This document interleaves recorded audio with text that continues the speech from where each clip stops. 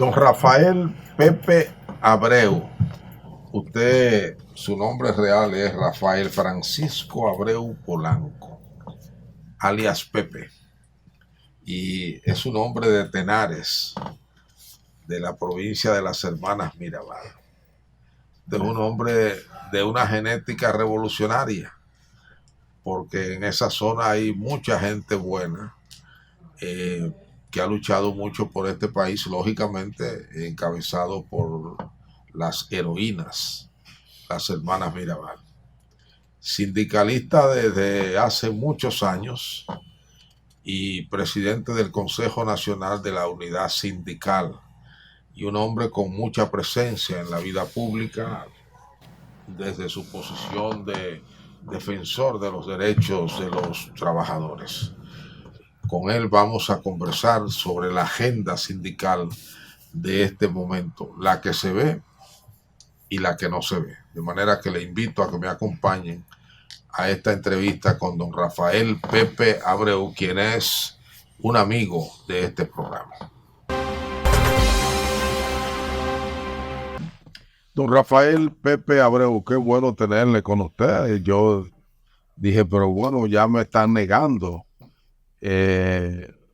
Después desde mucho antes de su viaje a Europa, no estaba por acá y después estuvo en tono europeo. Yo creo que es bueno siempre ir al viejo continente, porque yo digo que el viejo continente es un museo. Ahí el arte, como que Dios puso todo el arte en los europeos y es precioso. Europa completa, no una parte sí, otra no, sino toda Europa, esas viviendas y además ese estilo de vida tan diferente a lo de esta zona del mundo. Y cuando yo llamo al CENUS y me dicen, no, él está en Ginebra, yo me siento envidioso. Digo, caramba, yo debería también estar en Ginebra. Pero a quien Dios se lo dio, San Pedro se lo bendiga. ¿Cómo se siente usted? Bueno, he venido muy bien y en buena salud. Sobre todo, sí, cuando me enteré de ese premio, dije, bueno, al fin, un amigo mío es reconocido y tiene ese bien merecido. Bueno, muchas gracias. Mucho, y así se lo di, bienvenido. Muchas gracias. Su baja tasa de rechazo. Ya. Usted puede postular. Oh, de una vez me rechazan. Sí.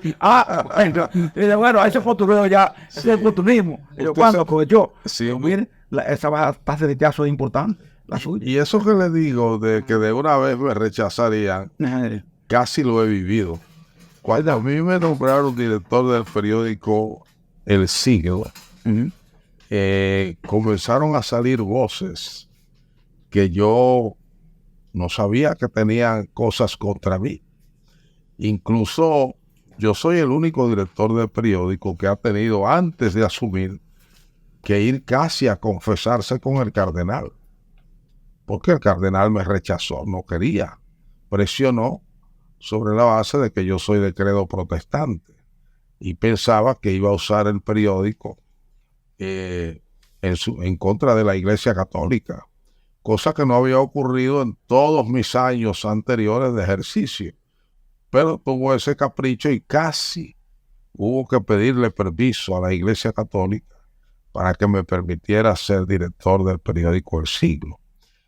Pero además hubo un director de periódico, oiga qué insólito, que le pidió al principal accionista del Siglo una reunión, un almuerzo. Eso me lo dijo el dueño del periódico. ¿Y sabe lo que le planteó? Que cómo se le ocurría a él y a los otros accionistas nombrarme director del periódico si yo era un hombre antiempresarial, que bastaba ver mis artículos para darme cuenta que yo era adversario a los empresarios. Y suerte que él fue muy elegante y, según él me dijo, él les respondió, ese no es el bienvenido que yo conozco. O sea, que si mañana yo salgo como candidato a diputado, a senador, todo lo que hoy me ven como virtud, y mañana me lo señalan como un defecto. Como defecto. Esa es la vida. De tal manera que yo, cuando oigo temas de los periódicos así, y recuerdo El Siglo, Noticias, Última Hora, digo, caramba, ¿cuántos periódicos han desaparecido? ¿No entiendes? No que se han renovado para convertirse, por ejemplo, en electrónico, como pasa con muchos, ¿verdad? O que se han reducido y son tabloides. No. Es desaparición. Sí, ¿Entiendes? la verdad es que el mercado dominicano no permite económicamente la viabilidad de tantos medios, porque el presupuesto publicitario del país es relativamente pequeño. La gente a veces, haciendo política, hablan de que el gobierno gasta mucho en publicidad, pero esa es una manera que han tenido todos los gobiernos de sostener a los medios de comunicación, que son muy importantes, yo diría que imprescindibles en los gobiernos democráticos. Y para la sociedad habría que ver, siempre he pensado en esta idea, ver cómo se comportaría una sociedad democrática sin periódicos, sin medios de comunicación en general. No habría debate. Entonces, solo una persona tomaría decisión sin tomar en cuenta las opiniones de los demás, porque las opiniones de los demás, del sindicato, del empresario, de la iglesia, de las iglesias, de las ONG, de la sociedad civil, se conoce a través de los medios de comunicación. Es el gran foro que la sociedad democrática tiene para que sus ciudadanos y sus organizaciones se expresen. A pesar de los pesares, digo yo, que el país, una quizás de las virtudes, es el hecho de tener muchas vías. Sí. De que la gente se exprese. Sí. Hay muchas vías, ya la gente inclusive, yo digo que son hasta desahogo. Así es. Que si se mantuvieran si mantuvieran dentro de la persona y no pudieran externarse, que tallaran entonces de otra forma. Y la gente lo que hace muchas veces es que llama a un medio. Exacto. Manda un artículo al hoy, va a hacer más cosas. Sí. Y listo, y con eso se siente, ¿verdad? Como que su voz es escuchada. Pero si no fuera así, ¿entiendes? No. Yo pienso que la sociedad fuera mucho más convulsa. Exacto. ¿Entiendes? Por ello, aplaudo eso. Y eso ha ocurrido mucho antes de las redes sociales. Sí, aquí ha habido un país muy abierto, con mucho acceso relativo a los medios desde siempre.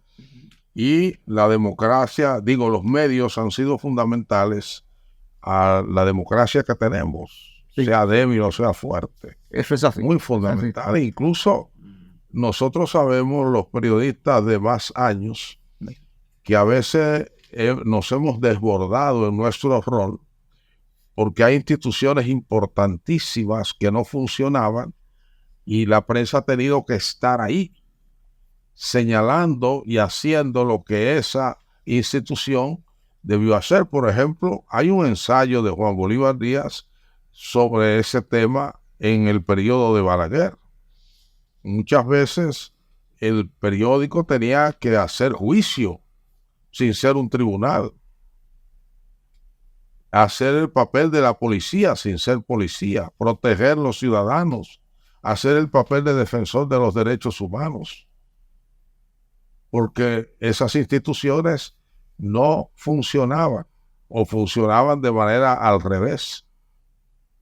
Vi ahí, por ejemplo, bueno, usted vio recientemente que este señor Santiago Castro Ventura, sí, cómo no, médico, escritor. Sí, aquí lo hemos tenido, un hombre muy afable. Le sacan una ficha de 72. Sí, pero están diciendo, bienvenido, que han hecho eso con varias personas de menos relevancia que él. Así es. Por eso no salieron. Sí.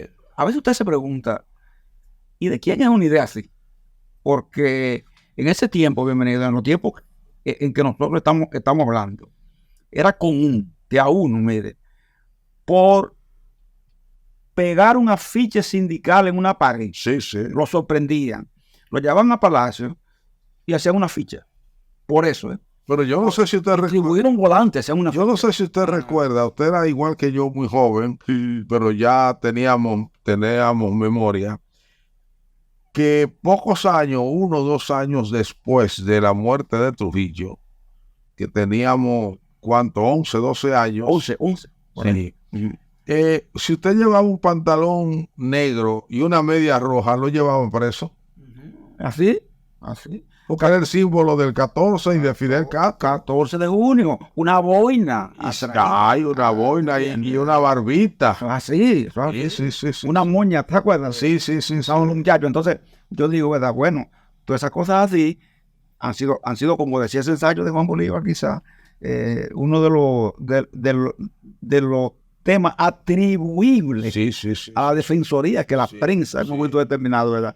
Tenía que asumir. A los jóvenes que entonces llevaban mucho cabello, no como moda como ahora, sino como moda política, porque las modas también tienen su expresión política, y en los cuarteles lo agarraban y lo recortaban. Sí, era así, era un tema así, cualquiera habla de todo hoy, y la gente dice, contra, ¿y de qué están hablando? Sí, están exagerando. Están exagerando, pero no es exageración. Eso existió continuamente gracias a la lucha de mucha gente. De muchas instituciones. Eso ha sido eliminado. Eso es verdad. Y ahí estaba la prensa siempre presente. Y en el campo sindical. Cuando usted me recuerda a mis tenares y me habla de la hermana Mirabal, ¿sabe que todavía hoy, yo me pregunto, ¿por qué matan a la Mirabal? Todavía yo me lo pregunto. Sí. ¿Sabes por qué?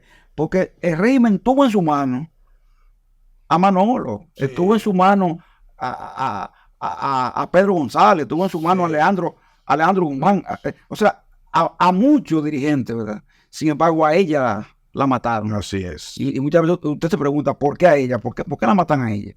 Entonces, yo creo que ellos consideraron como que era un desafío muy alto para hacerlo mujeres.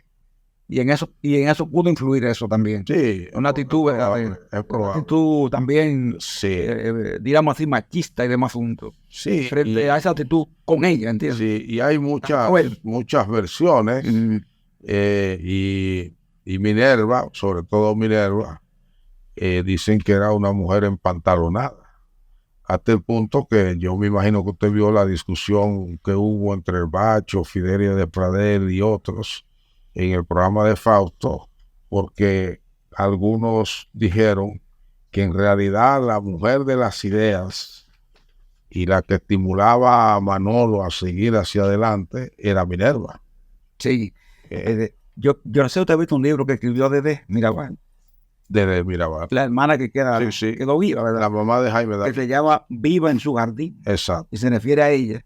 Y dice que la confrontación con Trujillo no fue por un tema de que sentimental, de enamoramiento. Sí, porque esa es una versión. De que es una versión. De que ella se habría negado ella dice que a bailar con él. Ella dice ahí que no, que fue que en una conversación Trujillo le preguntó, ¿a usted le gusta la política? Sí. Y ella dijo, no, a mí no me gusta la política.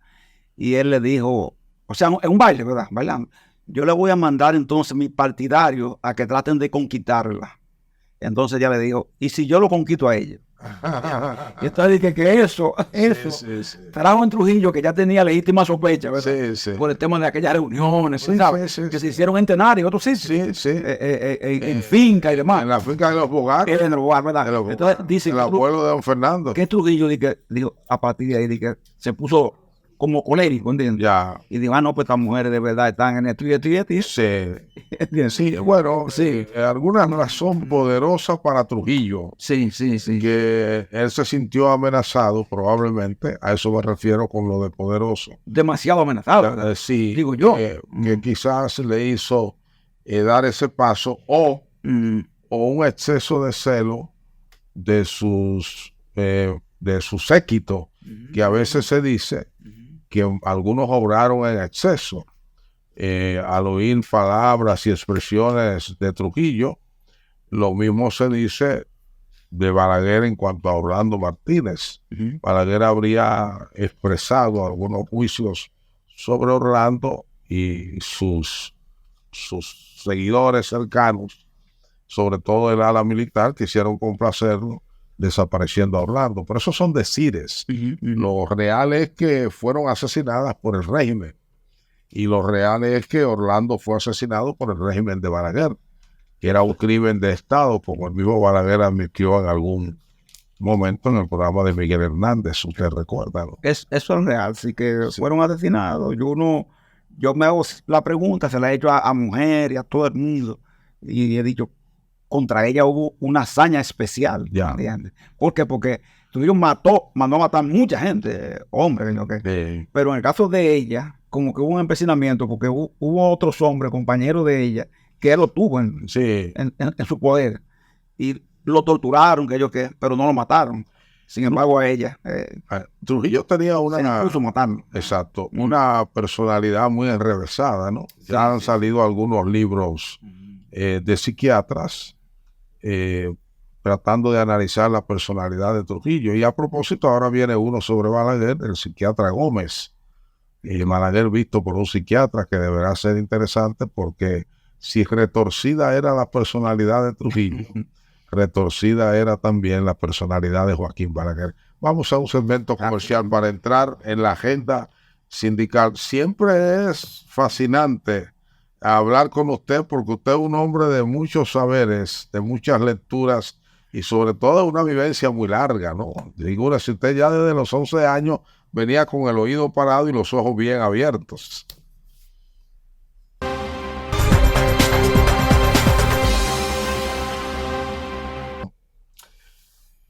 Don Rafael Pepe Abreu, leí que creo que usted mismo dijo que hace 7 u 8 meses que la comisión que trata el tema de la reforma del Código de Trabajo, que es una comisión, entiendo, tripartita, ¿no? Un gobierno, empresarios y movimiento sindical, tiene entre 7 y 8 meses que no se reúne. Bienvenido. Usted sabe que la discusión amplia que nosotros tuvimos en el Consejo Consultivo de Trabajo, nosotros la diferimos entonces a una comisión técnica, jurídico-técnica. A nosotros nos representa el doctor Rafael Albuquerque. Exacto. Usted sabe que eminente abogado. Siempre ha sido un aliado nuestro en todas las circunstancias. Sí. Entonces, él nos representa como asesor trabajo. El sector empresarial lo representa el doctor Martín Bretón. No sé si usted lo conoce. Sí. Un joven abogado. Y la parte del gobierno ha estado representada por Javier Suárez, un hijo de Julio Aníbal Suárez. Precisamente, esa es la parte gubernamental. Entonces, esa comisión técnico-jurídica ha ido depurando el tema del código y la conversación. Y se puede decir, bienvenido, que cerca de un 97% de los artículos, más o menos, han sido vistos. Han sido vistos. Ahora bien. Pero no consensuados. Ahora bien, el tema ha sido que han sido vistos, pero muy poco entonces consensuados. ¿Por qué? Porque hay cuestiones de código que usted sabe que son básicamente de forma, otras que no tienen grandes distancias, ¿verdad?, entre nosotros, y que hemos podido acercar. Ahora, el tranque está, como usted sabe, en aquellos artículos donde desde el empresariado, ¿verdad?, se ha tenido una posición, desde nosotros otra, que yo la veo difícil, bienvenido, de conciliar, por un asunto que es evidente, que claro, ¿verdad? Cuando los empresarios hablan de el costo laboral, como recientemente me hicieron en una comparecencia a los médicos de ustedes, ¿verdad? Ellos hablan del tema costo laboral. Ellos lo relacionan por lo general con las prestaciones laborales. Y esa visión que ellos tienen sobre eso, y visto como un costo, difiere totalmente de lo que nosotros pensamos sobre ese tema. Por un asunto que, claro, mire, bienvenido. Por ejemplo, aquí, en este país, hoy usted tiene una ley de seguridad social que está ahí. Esa ley tiene más de 20 años. Y tiene un tema referido al retiro de los trabajadores, o sea, al sistema previsional. Que hay que decirlo con claridad. Es un sistema que no ofrece certidumbre a ningún afiliado. Así es. Ninguna AFP. Usted se puede sentar ahí con su AFP. El camarógrafo, quien sea, puede sentar con él y preguntarle ¿cuál será mi pensión cuando yo me retire? Y la AFP no está en condiciones de decirle a usted cuál será su pensión.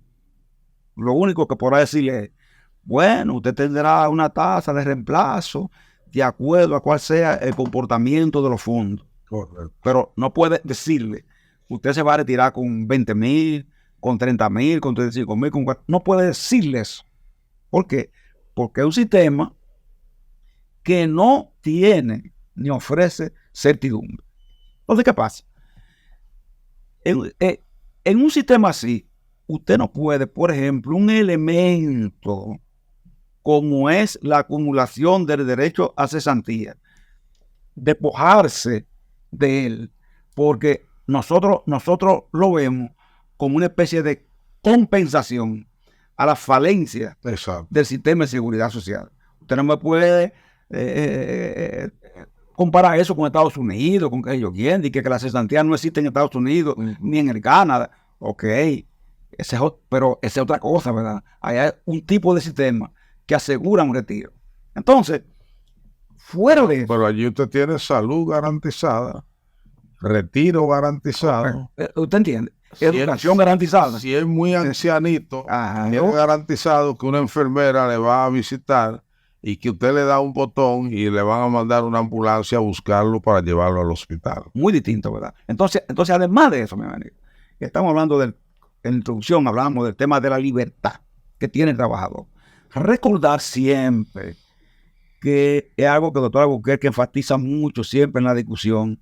Recuerden que el empleador tiene un derecho omnímodo, suprahumano sobre el trabajador, y es que puede ponerle fin al contrato cuando le estime conveniente y no alegar causa. Correcto. Entonces, el desahucio, en compensación a eso, a ese derecho al desahucio que el empresario tiene y que no quiere renunciar a él, porque cuando en la discusión le hemos dicho, pero entonces ustedes van a renunciar al desahucio, dicen no, porque eso es nuestro único poder sobre el trabajador. Entonces, ok, con ese poder lo admitimos, existe, está ahí. Ustedes no van a renunciar a él. Ahora, en compensación a eso, lo que hizo el código de 92 y antes de 92, aún el Trujillo, fue decir, no, usted tiene entonces la obligación de proceder, ¿verdad?, a pagarle los emolumentos correspondientes a la cesantía del trabajador. Si usted se despoja de eso con la incertidumbre de la seguridad social, bienvenido, yo le aseguro a usted que en la República Dominicana el interés por el trabajo, por la empleabilidad, por la permanencia de la gente en las empresas, va, señores, a ser desvirtuado, va a disminuir. Eso es así. Mucha gente se mantiene en las empresas precisamente en apego, ¿verdad?, a que ha acumulado ahí unos derechos que no quiere perder. ¿Por qué? Porque si usted mañana dice, yo soy un empleado excelente, que me he portado siempre bien, nunca he faltado, casi no me enfermo, no pido permiso, en virtud de eso yo voy a ir donde mi patrón a pedirle que me pague mis prestaciones porque me quiero ir a Estados Unidos, a Puerto Rico, a España, o quiero dedicarme a una actividad particular. Sí. ¿Qué es lo que el patrón le dice en mayoría? Bueno, yo estoy dispuesto, sí, pero tú tienes que renunciar. Y al usted renuncia a sus derechos. Automáticamente renuncia a sus derechos y solo le quedan lo que le denominan derecho adquirido, que es el derecho a vacaciones si no se le han dado y el derecho a regalía pascual. Estamos hablando claro, ¿verdad? Para que se entienda que la actitud nuestra no es caprichosa, no es de que un capricho que se le ocurrió a fulano, a sultano, por capricho. No, se trata de una protección de derechos. Es nada más eso.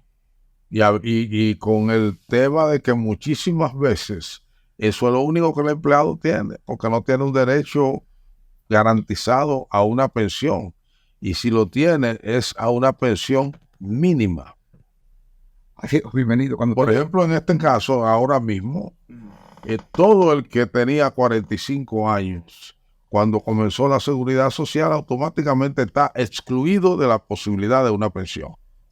Así mismo. Sí. Pero lo único que va a hacer la AFP, ¿sabe qué? O usted tenga 60, decirle, bueno, yo le voy a devolver lo que usted... Si no está, si no está trabajando. Si no está, mientras usted esté en una nómina. Porque si está cotizando, no. Pero además, ¿sabe lo que hacen también? Antes se lo devolvían juntos.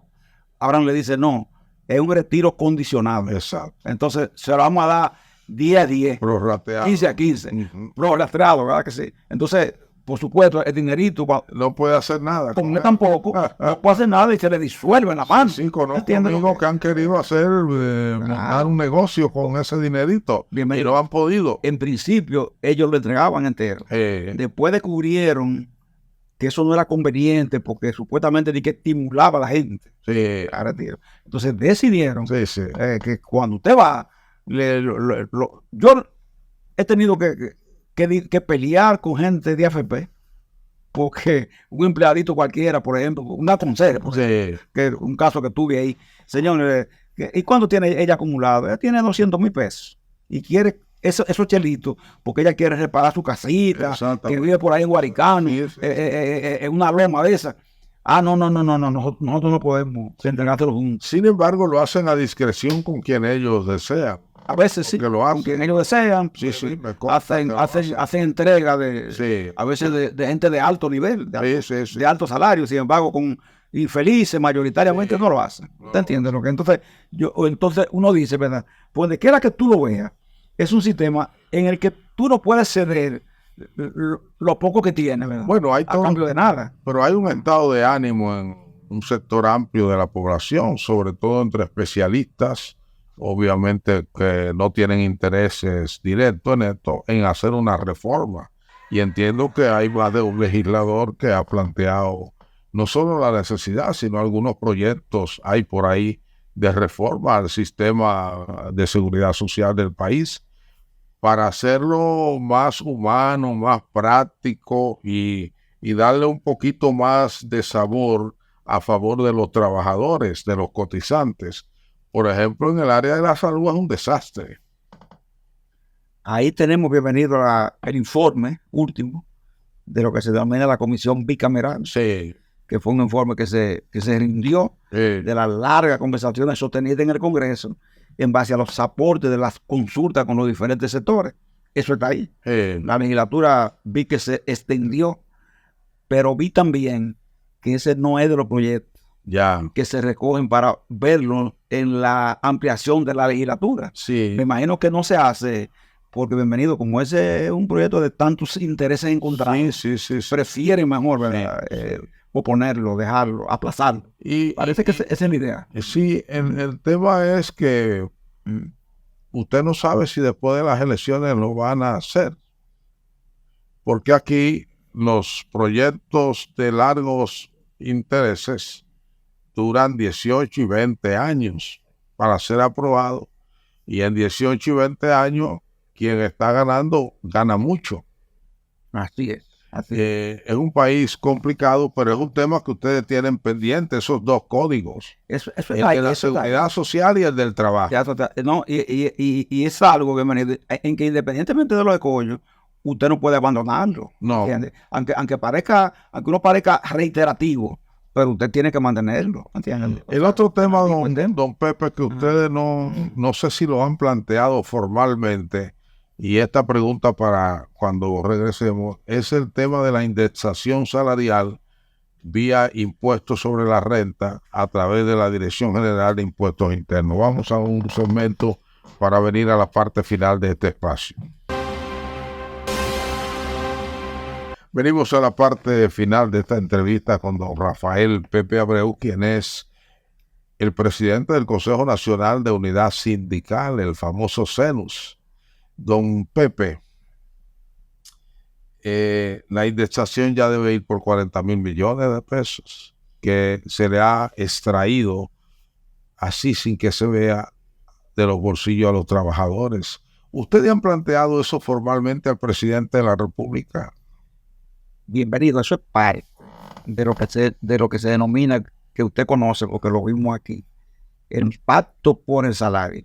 Es un pacto de largo aliento. Exacto. Que nosotros planificamos hacer y que comenzamos el proceso, que fue interrumpido por el tema de las tarifas salariales que revisamos, ¿sabes? Y quedó pendiente. Este lunes que viene se va a convocar el Consejo Consultivo de Trabajo. Y entre los puntos a tratar está retomar el pacto por el salario. ¿Qué persigue eso?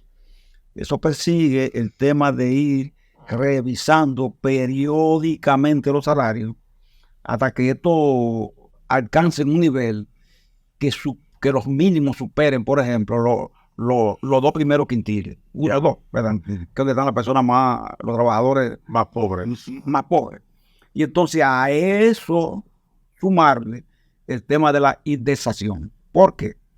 Porque ese trabajador que no se beneficia, por ejemplo, de esos aumentos mínimos que se plantean, sí se beneficia de la indexación. Correcto. Y es una forma de aumento, que usted no lo está haciendo de una manera directa, pero lo está haciendo. Exacto. De una otra forma, porque dejando de contarle, ¿verdad? Como está haciendo en violación al Código Tributario, ¿verdad? Pues usted puede sencillamente hacer que el salario de ese trabajador sea protegido. Entonces, estamos mezclando en ese pacto esas dos posibilidades, donde va a tener que hacer un sacrificio por el lado de Estado, de gobierno, ¿verdad? Y también una actitud distinta por la parte del sector empresarial, diríamos nosotros. Nuestro aporte va a ser en la parte sindical que vamos a tener que saber que los porcentajes en que revisemos el salario quizá no sean de la magnitud de como lo hacemos cada 2 años. Podrán ser de montos menores, pero si son de montos menores, pero son continuos y progresivos, ¿verdad? Al final el resultado va a ser mejor. Entonces, en ese proceso estamos y lo vamos a reiniciar a partir de este encuentro que vamos a tener el lunes de Consejo Consultivo. El gran beneficio de esa medida que viene de la gran reforma del Código de Trabajo, ¿verdad? Sí. Es que mantiene la capacidad de compra del salario. Porque es una indexación que está en función de la tasa de inflación anual que dicta el Banco Central de la República. Entonces, eso es muy importante hasta que a través de los aumentos el salario por lo menos se avecine, se acerque al costo de la vida que ahora se ha disparado enormemente. Todos los salarios mínimos están por debajo del costo de la vida. Usted sabe, bienvenido, que nosotros, eso comenzó en los 90 con Balaguer, sí. y comenzó en 3,000. Exactamente. Como usted dice, ya está cerca de 40,000. Sí. Entonces, los gobiernos, diríamos así, le cogieron miedo a tema. Sí. Cuando vieron que iba subiendo. Sí. Y lo que llegaron pero todos los salarios entonces van a quedar exceptuados, ¿no entiendes? Pero después de todo, bienvenido, creo que le hemos dicho al presidente y le hemos dicho a todos, toma en cuenta que como quiere ese dinero en manos de trabajadores, retorna y el Estado lo captura de nuevo. Porque aquí después de todo, en la lógica de la economía es esa. La mayoría de impuestos al consumo. Exactamente. Definitivo. Eso de los impuestos al consumo. ¿Y qué hace la gente? Bueno, comprar. Cuando tiene más dinerito, ¿verdad? Compra cosas. Mientras más bajos son los ingresos, el porcentaje que se dedica al consumo de alimentos es mayor. Es así. Entonces, sí, es la circularidad del dinero. Al final llega a las fábricas ese dinero y a la Dirección General de Impuestos Internos. Ya es tarea del gobierno cobrar o no cobrar los impuestos a quienes tienen que pagar. Y se ha demostrado que esta administración es buena en cuanto a la gestión tributaria, la gestión fiscal, porque han subido bien los impuestos, ¿no? Yo sé que hay un componente inflacionario, pero eso es mejor que quedarse por debajo o quedarse estático, ¿no? Y hay que insistir en que una gran necesidad de este país, de la sociedad en general, del equilibrio social que se traslada al equilibrio político, es que haya un equilibrio económico entre el trabajador y su fuerza de trabajo y la plusvalía que produce y sus ingresos. Sí, ese es un tema eterno.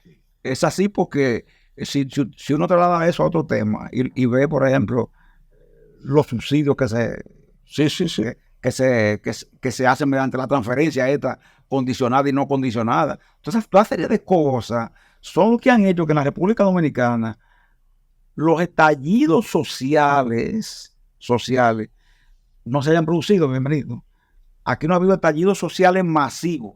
Especialmente el tema inflacionario, ¿verdad? No ha habido eso. No han hecho hace varios. Desde el 84. Desde el 84 en la República Dominicana. No se repite. 16 más bien, 39 años. 39 años, de estabilidad, ¿entiendes? O sea, de un país que puede ser previsible. Sí. O sea, que usted puede decir, bueno, la inversión no tiene por qué espantarse, ¿verdad? No tiene ningún motivo para hacerlo. No, al contrario, los inversionistas que vienen de fuera se extrañan de los bolsones de pobreza que hay aquí, porque aquí hablamos de un promedio X de pobreza, pero hay lugares donde ese promedio sube, y aquí mismo en la capital usted ve los sectores populares, que es una pobreza dura, y entre otras razones usted va y dice, pero ¿y qué? Que los señores no están trabajando. No, aquí trabaja todo el mundo, pero vaya a ver los salarios. Vaya a ver lo que deben haber venido. Y fíjese que en estos días salen una estadística diciendo, la mayoría de pobreza no está en el sur, como se creía, no, en el Gran Santo Domingo. Así es. ¿Por qué? Porque esos barrios marginados, que no son los barrios populares tradicionales, ¿no? Villa Francisca, Villa Consuelo, no. Esos barrios marginados, esos bolsones de pobreza, ahí son mayores que en cualquier pueblo del sur, ¿entiendes? Tan grandes que son. Y sin embargo, no se han con todo eso, en este país no se han producido grandes estallidos. Por eso que yo decía en nuestra intervención en OIT, que un mensaje, ¿verdad? A los empresarios que estaban ahí, diciéndole, en la República Dominicana es uno de los países con más condiciones, ¿verdad? Para pactar un desarrollo integral de los sectores que componen la sociedad. Y decía, solo bastaría con que los sectores que manejan y tienen el control de la economía cambien su mentalidad. Sí. Lo dije así. Sí. Lo dije así. Ellos estaban ahí. Ellos oyeron, ¿verdad? Y después, al final, me decían, eso que tú dices es verdad, pero se necesita que los políticos se incorporen a eso. Pero bueno, ¿cómo que se incorporen? Sí, como que los políticos de los partidos, de los diferentes partidos, se incorporen a eso que yo estaba sugiriendo, ¿verdad? En esa intervención, en nombre de la CENU y de las otras confederaciones. Entonces yo decía, sí, pero tiene que haber de parte de ustedes disponibilidad de hacer eso. Porque es que ustedes, cuando se habla de temas así, de tocar temas que impliquen aporte, ¿verdad? Ustedes siempre... Y como hemos dicho, lo ha dicho usted y lo han dicho otros conocedores como usted del tema, sería un juego de ganadores. La mejoría del salario permite que gane el empleado y que gane el empresario. Por lo que decíamos ahorita, ese es un dinero fundamentalmente para el consumo. Y el que produce para el consumo es el empresario, que va a ver sus ventas elevarse. Y la rentabilidad será mayor. Y su negocio se expandirá más, porque sus máquinas trabajarán más tiempo y producirán más volúmenes en razón de que la demanda se ha incrementado. Y entonces hay una ñapita que le toca al gobierno vía impositivo, vía impuestos. De manera que es un juego de ganadores donde nadie perdería, y por eso los grandes países capitalistas no le tienen miedo al alza salarial. Al contrario, promueven la salarial, y la promueven de manera constante. Por eso es que los salarios en estos países tienden a revisarse anualmente. Sí. No de que cada 2 años ni cada 3. Además, se ha escrito mucho de que la austeridad no promueve el desarrollo. Y esta es una austeridad combinada, obligatoria, que no lleva el nombre de austeridad, pero los salarios son tan constreñidos que son equivalentes a la austeridad. Y se convierten en eso, bienvenido, porque si aquí analizamos, por ejemplo, los aumentos salariales, lo mismo que logramos nosotros. Usted se da cuenta que una capa de trabajadores que son técnicos, profesionales y demás, y que son operarios de antiguo, ¿qué es lo que le dicen ellos a uno? Pero ustedes han logrado unos aumentos, pero a mí no me ha llegado. Exacto. ¿Por qué?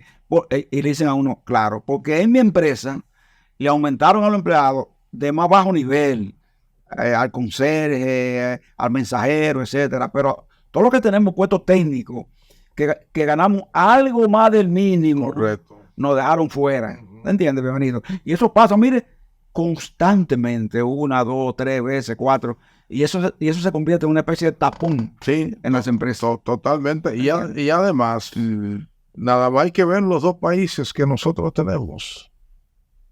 Nosotros cantamos mucho el progreso, el crecimiento económico de los últimos 50 y tantos años. Pero ese mismo crecimiento y progreso que ha hecho posible que la ciudad, una parte central de la ciudad capital, parezca una nación europea, es también la que permite ver en otra zona de la misma capital que haya un área, un territorio que parecen países africanos, del África pobre. Yo me pregunto, bienvenido, en ocasiones, y se lo decía a un amigo con el que venía, precisamente de Metaldón, ¿verdad? Que el secretario general, que yo vine con él aquí, un día que no vino más. Ya. ¿Usted se acuerda, verdad? Que yo vine con él aquí? Y yo decía a él, ¿y qué tendrá esta sociedad que tanta gente viene? ¿Por qué tantos centroamericanos, verdad? No haitianos, no sí, porque ya saben, sino tantos centroamericanos de todo tipo, vienen a la República Dominicana y se quedan. ¿Qué tendrá? O sea, uno como que se pregunta, exacto, le llama a curiosidad, sí, ¿se entiende? Porque usted nota, por ejemplo, que salvo Costa Rica, ¿entiende? En Centroamérica, mucha de la gente que son de esos otros países, Honduras, Nicaragua, etcétera, etcétera, pues le gusta la República Dominicana. Claro. Y que usted se encuentra con ecuatorianos. No, ¿qué decir de los venezolanos? Exacto. Usted pregunta, ¿y será esto una sociedad próspera? Y usted dice, si vemos lo que usted está diciendo, sí. No lo es, ¿entiende? Pero sin embargo... Sí, lo es. Tiene una parte que lo es. ¿Entiendes? Sí. Hay una parte que lo es. Sí. Y esos extranjeros descubren esa parte. Sí. Y entonces buscan la manera de establecerse, conectarse con ellos. No podemos negar que ha habido un crecimiento económico. Exactamente. Que no todo es ruina, que no ha habido. No. Ha habido un crecimiento. No, este es uno de los países de América que mejor ha administrado su economía en los últimos años.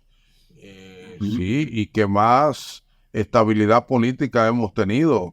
Desde los cuarteles se entendió el mensaje de la guerra de abril del 65. Siempre recuerdo que este es el único país de América que ha ido a un estallido revolucionario con las armas en la mano y ha dividido el país entre militares constitucionalistas y no constitucionalistas, por la reposición de un gobierno constitucional.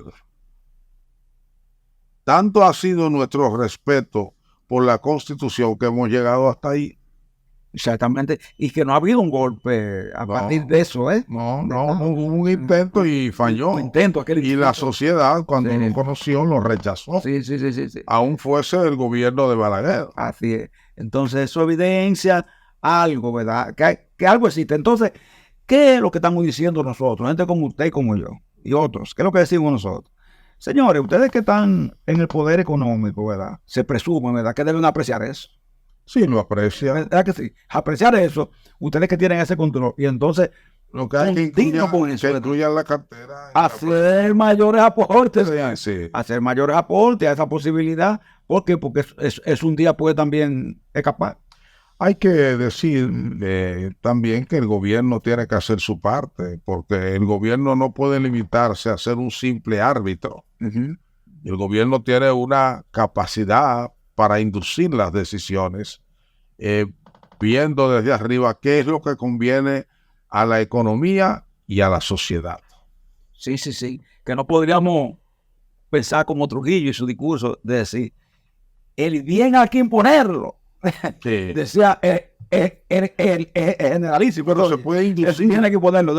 Yo creo que la palabra correcta es bien hay que inducirlo. Exacto. Como usted está diciendo, sí. Bien hay que inducirlo. Y la forma de inducirlo es no presentándose el Estado como un árbitro sencillamente imparcial, no, sino siendo capaz de ser proactivo. El Estado tiene que promover la salud, la educación, los ingresos y las obras de infraestructura. Y eso garantiza bienestar y garantiza inversión.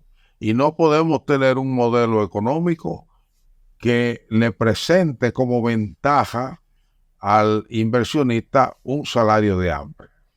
No puede ser, porque ya nosotros, por ejemplo, no tenemos la famosa zona franca textil de aquellos tiempos. No. Con los coreanos, ¿te acuerdas, verdad? Y aquellos temas que tuvimos. Ya hoy la zona franca nuestra, por ejemplo, para poner un solo renglón, ¿entiendes? Es una zona franca de avanzada, técnica. Entonces, nosotros tratar de seguir justificando, por ejemplo, que tiene que haber un salario diferido para zona franca, menor que hasta el de una pequeña empresa, que tiene que haber un salario diferido para el sector de hotelería, del que estamos hablando ahorita, con todo ese desarrollo turístico que nosotros hemos tenido. No es conveniente, bienvenido, seguir haciendo eso, porque no es verdad que ni hotelería ni zona franca están en condiciones de pagar un salario menor que una mediana empresa, por ejemplo, con muy corriente. No. ¿Me entiendes? Pero además, reitero, no podemos promover un modelo económico que se sustente en la miseria de un sector de la población. Eso es. De ninguna manera. Eso es. De ninguna manera. Don Pepe, yo le agradezco sobremanera la gentileza. Yo sé que usted ha estado hoy con una agenda un poquito presionante, pero gracias y me alegro verlo joven, buen mozo. Parece que usted trae algún tipo de crema especial de Europa.